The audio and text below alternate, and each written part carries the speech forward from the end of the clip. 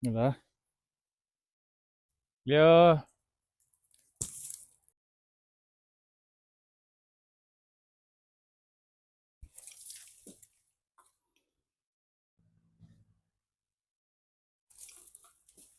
Sikit lagi.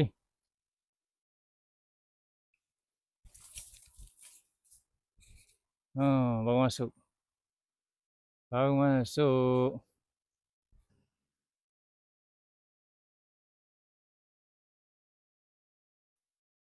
Baru masuk.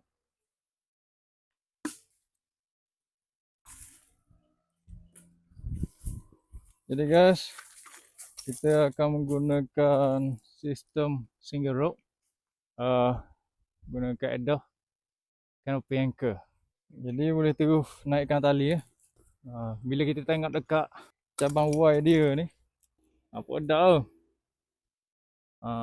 Anchor dia kat sini je. Bila kita nak tengok dekat cabang Y dia tu tidak terlalu sempit, kita boleh terus ikat di throwback ya. Ikat terus di throwback. Jadi tak payah kita nak lilit di tali. Teruskan naik sahaja dan masuk ke dalam cube ni.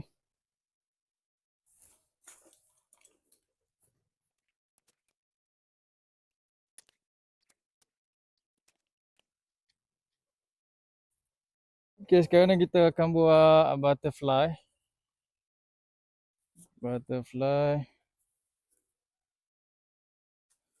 Dan terus tarik je. Dia akan ada lebihan tali panjang ni.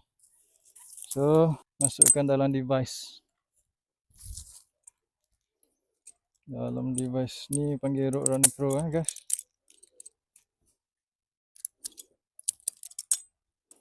Nampaknya pokok ni ada kerengga. Kita main dengan kerengga ni.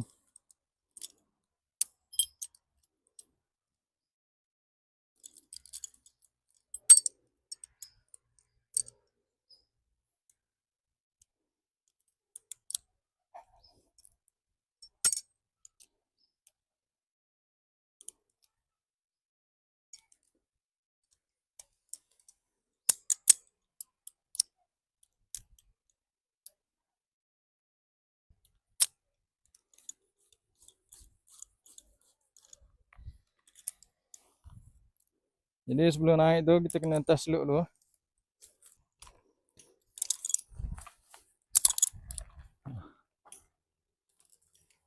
Maknanya pokok ni selamat akhir untuk dipanjat.